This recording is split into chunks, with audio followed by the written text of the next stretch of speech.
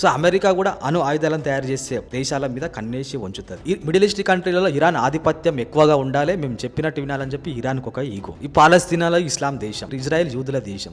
So ఇజ్రాయెల్లో మళ్ళీ ఇంకో గ్రూపులు ఉంటాయి. లెబనాన్ అని ఒక గ్రూప్ ఉంటుంది, గాజా అని ఒక గ్రూప్ ఉంటుంది. వీళ్ళు ఏంటంటే ఇజ్రాయెల్ చుట్టుపక్కల బార్డర్లో ఉన్న లెబనాన్, గాజా, పాలస్తీనాలు వీళ్ళు ఇస్లామిక్ సంబంధించిన వీళ్ళంతా ఇరాన్ కి సపోర్ట్ చేస్తారు. ఇజ్రాయెల్లో ఉన్న ప్రజల యూదులను ఎల్లగొట్టే ప్రయత్నం చేస్తారు. ఇస్లాం కు సంబంధించింది కాబట్టి ఇరాన్ వాళ్ళకి సపోర్ట్ చేస్తుంది, వాళ్ళకి ఫైనాన్షియల్ గా సపోర్ట్ చేస్తుంది, వాళ్ళకు ఆయుధాల సపోర్ట్ చేస్తుంది, అన్ని రకాలుగా సపోర్ట్ చేస్తుంది. ఇక్కడ యోమాన్ లోని హౌతీలకు ఇరాన్ సపోర్ట్ చేస్తుంది. ఇజ్రాయెల్ అణు ఆయుధాలు తయారు చేస్తుంది ఇరాన్ అని చెప్పి ఇరాన్ మీద పగ పెంచుకుంటది. ఇరాన్ లో సంక్షోభం జరుగుతుంది కాబట్టి ప్రజల మీద కాల్పులు తిరుగుబాటు జరుగుతున్నాయి కాబట్టి అమెరికా కూడా ఏం చేస్తుందంటే ఇరాన్ చెప్పు చేతుల్లోకి పెట్టుకోవాలని ప్రయత్నం చేస్తూ ఉంటుంది. సో ఇరాన్ ఎప్పుడు వినదు. మీకు అర్థమైంది అనుకుంటా. సో మరి ఇందులో భారత్ పాత్ర ఏందని మీకు అర్థం కావచ్చు. సో భారత్ కూడా ఎక్స్పోర్ట్ ఇంపోర్ట్ లో ఎర్ర సముద్రం గుండానే ఆఫ్రికా దేశాలకి సప్లై చేస్తూ ఉంటది మన ఐటమ్స్ అన్ని. సో మనకు కూడా ఒకవేళ ఎర్ర సముద్రంలో షిప్ల మీద దాడి జరిగితే మన ఇండియా ఫార్మర్స్ కి చాలా నష్టం జరుగుతుంది. ఎందుకు నష్టం జరుగుతుంది అంటే వేరే కనెక్టివిటీ ఆఫ్రికా ఖండం బార్డర్ నుంచి వెళ్ళాలనుకుంటే చార్జెస్ పెరుగుతాయి, ట్రావెల్ చార్జెస్ పెరుగుతాయి, అన్ని రకాలుగా ఇబ్బంది, వస్తువులు లేట్ గా రావడం, వేటుగా వెళ్ళడం వల్ల కనెక్టివిటీ తగ్గుతుంది. సో ఎర్ర సముద్రం గుండా అయితే త్వరగా చేరుతుంది. సో ఇండియా ఏమంటుందంటే ఇప్పుడు ఇరాన్ ఇజ్రాయెల్ గొడవల వల్ల ప్రపంచ దేశాలన్నీ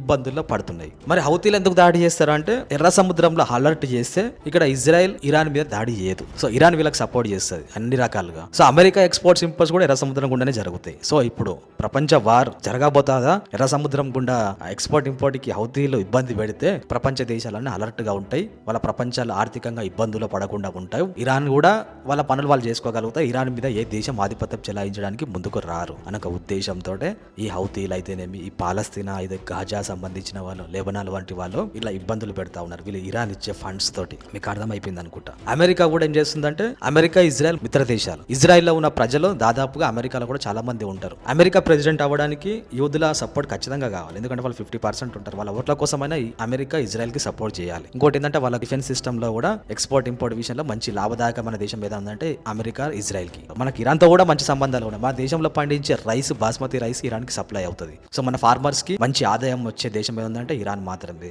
చబహార్ పోర్ట్ ఉంటది ఇరాన్ లో. ఆ చబహార్ పోర్ట్ మన ఇండియాకి సంబంధించిన పోర్టు పెట్టుకున్నాం. మన ఎక్స్పోర్ట్ ని ఇంపోర్ట్ చేసుకోవడానికి ఇరాన్ తో సంబంధాలు పెట్టుకున్నాం.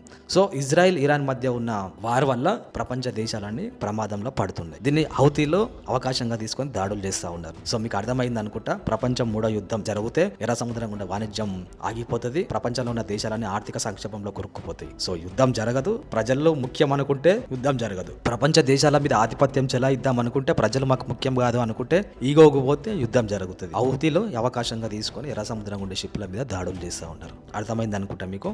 సో ఇంకా క్లియర్గా కావాలంటే ఇక్కడ పైన లింక్ ఉంటుంది, ఆ వీడియోలో ఇంకా క్లియర్గా ఎక్స్ప్లెయిన్ చేసిన.